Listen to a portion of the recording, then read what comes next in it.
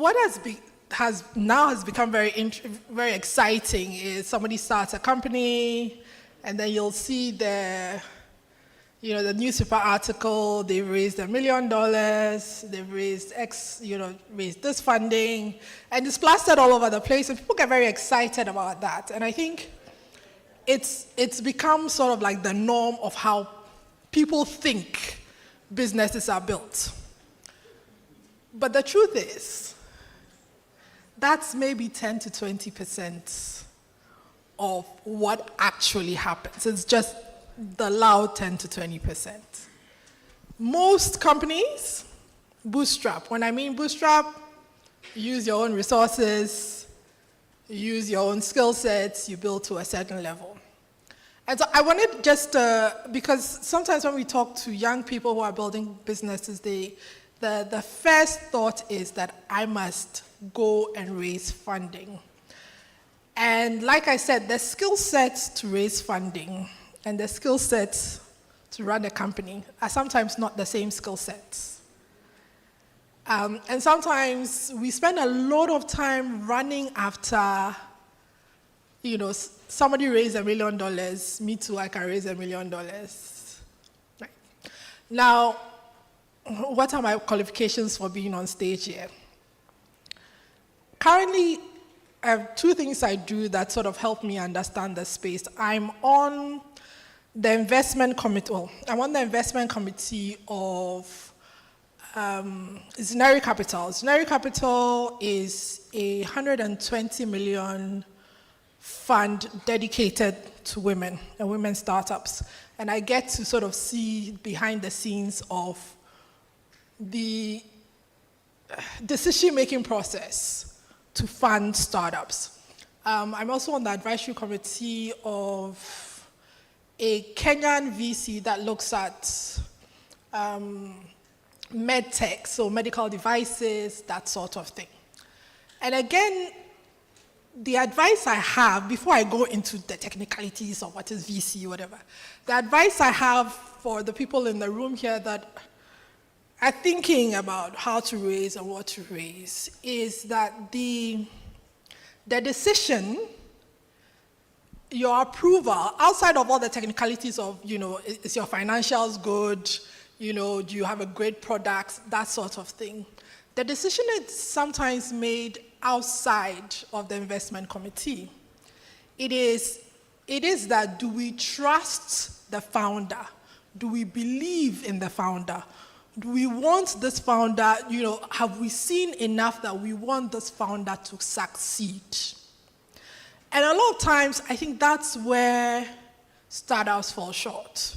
So you do this thing where you prepare your documents, you show up, and in that 10-minute pitch, you give us all the information, then you leave. But we don't know who you are.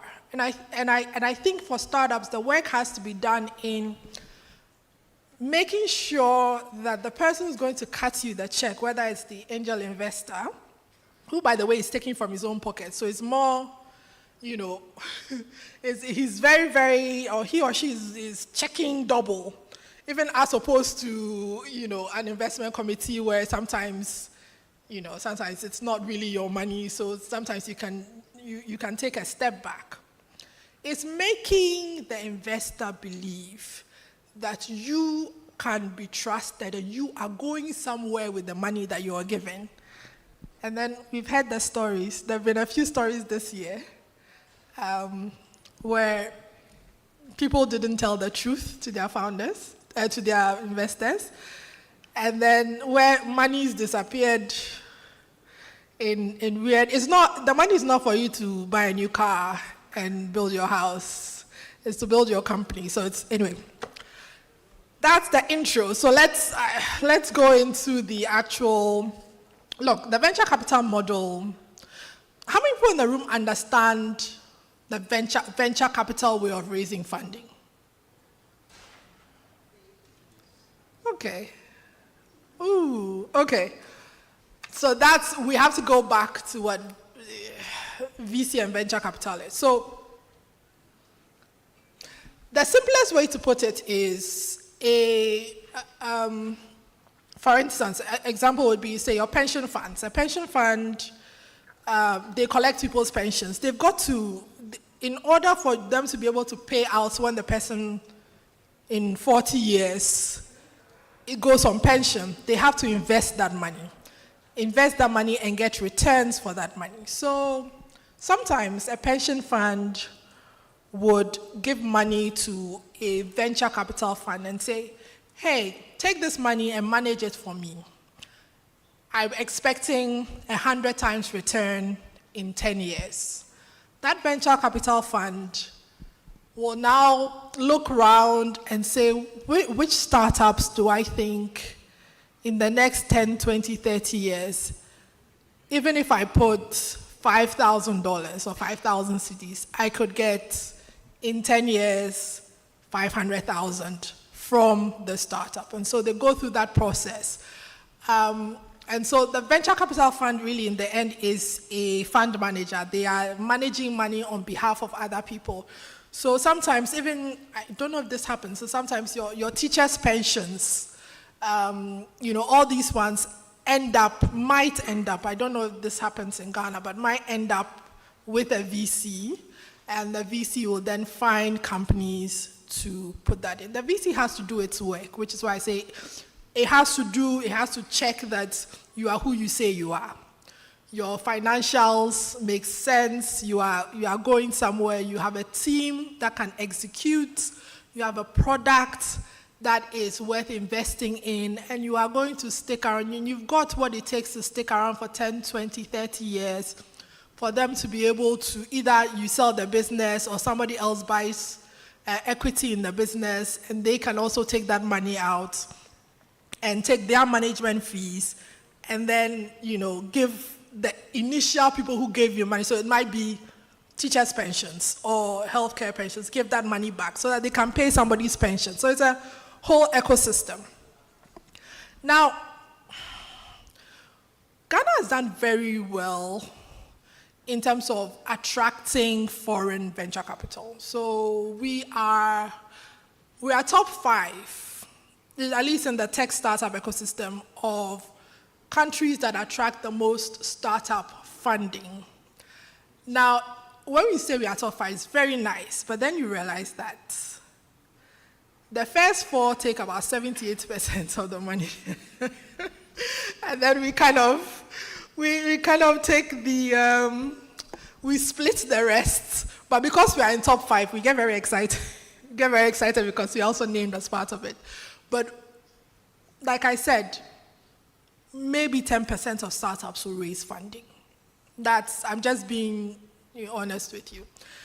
Now, what's happened in the last couple of years is that there is less and less money available. I want to read the stats because I wrote them down here. Oh, okay. And I printed the one without the stats. Okay, so from 2021 to now, every year we've had about 20 to 30% less money come in for startups, right? So, the height was 2021, where after COVID, a lot of money was going to fintechs and coming from sort of foreign VCs and internal VCs. And then after that, there seems to be a tiredness from the VCs. So less and less, so year on year, this is on video, so if I'm wrong, but it's more than 30%, about 20 to 30% year on year decline. So there is less money available. The other thing is there used to be a lot of money available for fintechs. So those of you building payment apps, those of you building things that have to do with financial services, and now you are competing with clean tech, so climate apps, things that companies that are looking into climate, clean energy, they are also raising more money. And so, again, that's just the dynamics of it. There is a saturation of the traditional VC markets. The other thing is, for those who raised money before, they will tell you there is a lot of pressure. If someone's giving you $1 million and they sit on your board, they are going to expect movements. And so there's a lot of pressure on you. There's also, if it's 3 of you that started the company, once you start taking venture capital money, you've gone from owning 10% to maybe 10%, and that's from 30% to maybe owning 10%. That's fine if that's something you want. But if that's not something you want, you are losing your company bit by bit. And then there's just, like I said, there's just less money overall. We're in Ghana, where the top 4 are Egypt, South Africa, Nigeria, and Kenya. And then we're number 5. We haven't done a good job in internally creating funds to fund startups. There are a number of pocket funds, but there isn't a coordinated, there's been a venture capital trust fund, which I think has done a good job, but just internally, there's not a lot of money. I'm not dissuading you from going for venture capital. I'm just saying there is very little of it. And so the other options, because also raising money is sometimes a full-time job. I've worked with founders who, one of my founders who was very introverted, so likes to put his head down, work hard, and get things done. And we needed to raise, I think, 5 million or something like that. And every time he would go into these meetings, he just didn't have energy because he's an introvert, right? And so he would, be very calm and methodical. And for almost 12 months, he would go into meetings and they just wouldn't follow up. So that's also part of it, right? You have to come in with energy and show that excitement about your product and things like that. So this is why most of my talk is going to be about the alternatives, right? So the alternatives to venture capital. Your first alternative is family and friends, whether you like it or not. Your first, even Jeff Bezos, his parents, the money he earned when he worked on Wall Street, I think, and then his wife's parents, I think his ex-wife's parents, they put money together. So if Jeff Bezos has done it, you can go and ask your cousins to invest in your business, right? So your easiest way to raise money is family and friends, people who know you and people who believe in you. Now, if you can't get your family and friends to give you money, that's also, you understand? That also tells us something about you and whether people trust you to deliver. They also, now we've seen, I think somebody built it, is it Chango? There's a Ghanaian one called Chango. There's their crowdfunding strategies, right? So you go from local crowdfunding to more open crowdfunding. Can you get 100 people to give you 8,000 CDs? It seems like but it's a way to raise money. You're giving them a little bit of your business. Do people believe in what you're trying to do? If 1,000 CDs might not kill them, right? And so can you get your first 100 people to give you 1,000 CDs? Is that something you can do? And then, of course, I've mentioned angel networks. There are angel investors, so high net worth individuals. The thing that's very funny about getting high net worth individuals to give you money is they have to understand startups and putting money in startups. There's a funny story somebody told me. They tried to get a really well-known, high-ranking person to join an angel investor network. So X number of, 10 high net worth people put money in a pool, will find startups, invest in them. And how many people speak Cree in the room? Okay, I'd have to trust. So person said, Midiko Tunyama or China, except me. So that's part of it, right? Our high net worth individuals might not necessarily have patient capital. They might not be willing to have patience for 10 years while you try and figure out the company. So also you must find the right high net worth individuals. There's also one that I really think that people should look more into is revenue-based financing, which is somewhere in the between sort of venture capital and the other end, which is, well, I'll give you some money, and then when you hit this milestone, depends on how you splice it, you pay me back this amount, or I take from your annual, whatever it is you make annually. That's something that essentially with good lawyers, you can put together. It's discussing so that, and maybe that's probably better for a lot of our angels, so that they can see immediate returns.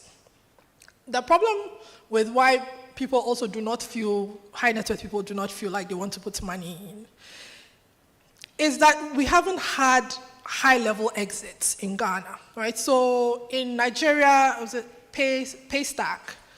Paystack was sold to, a huge US conglomerate, and almost everybody that invested in the very beginning, so people put in $5,000, they were making 40 times that amount of money, but it took them, 15 years to make 40 times that money, all of a sudden. Because I remember when the Paystack thing happened, people started calling me, oh, how do I invest in startups? Because now you've seen that somebody can make a stack of money. And so that's probably part of it.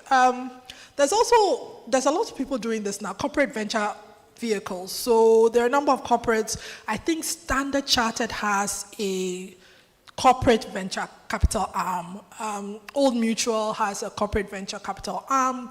And they are big corporates that will look for organizations that might align with what they are doing or might help them extend their customer base, and they invest in that. Again, that's very much about building out your network, finding out who is in these teams, and trying to figure out also, like, what are the company's strategic goals, right? So if you turn up to a corporate venture vehicle and you say, I don't know, they are a bank, and you say, I sell fish, there's no alignment, right? So you've got to understand what their strategy is and how you align with it.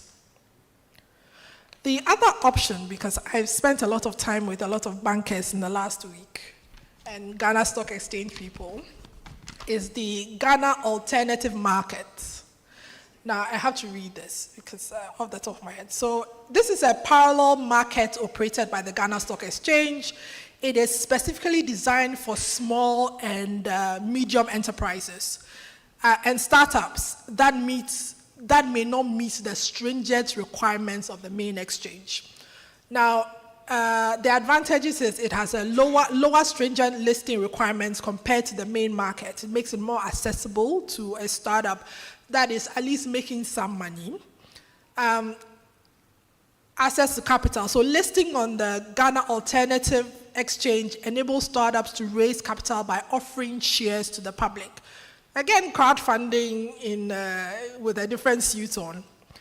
Also, visibility and credibility. Look, if you can say to people that you are listed on the Ghana Stock Exchange, even if it's the alternative exchange, it enhances your company's visibility and credibility. The thing with that, though, is you must need to maintain transparent reporting and regulatory standards. Because some of you think that is my startup. And, right? And if I take money, nobody should ask me questions. That's not how this, if you're going to take, look, if you don't want people to ask you questions, don't take money. It's not complicated. Do it on your own, get money from your customers, whatever it is, that's fine. But if you're going to take money from people, you're going to have to learn that you have to be transparent about how you are spending the money. Now, the last one I'm going to add to it, I think is the Tesla model, which is Tesla. If you know anything about how Tesla sells their cars, Tesla will say to you, it will take me a year to build the car. Give me the money, right? But Tesla has done Tesla and Elon Musk has done a lot of work to be trustworthy and believed by the people who use them, right? Again, back to the trustworthiness. And so Tesla doesn't build cars and it sits in the lot and then you walk in and you buy. You give Tesla money, and Tesla says, in 1 year, I would have built your car. So you are pre-funding your car. So now Tesla has the money to go and buy all the ingredients it needs to build a car. It builds a car and brings it to you. I honestly think that's genius. That is probably your most effective way, if you can pull it off, your most effective way of funding your company. Or you get, if you get, like for those of us in the startup ecosystem, one of the things that I used to do is I'd use one client. If I went into a new industry and it would be maybe a software that everybody in the industry wanted, I'd use that one client to build out and understand the system. And then when you are done, you now go and start selling to everybody else in that industry. That's part of what it raising funds. So they said I've got 2 minutes, so I'll end here. Again, only 10% of companies are going to be able to raise funds. And so you are going to, if you can do it, more power to you. But in more likelihood, most of you are going to have to look at other ways. You have to think outside the box, and your best bet is either your friends or family, your alternative options, or getting your customers to pay up front. Thank you very much. Thank you very much, Ethel, for that presentation. Now, you just learned how you can raise money for that startup dream of yours. But the next presentation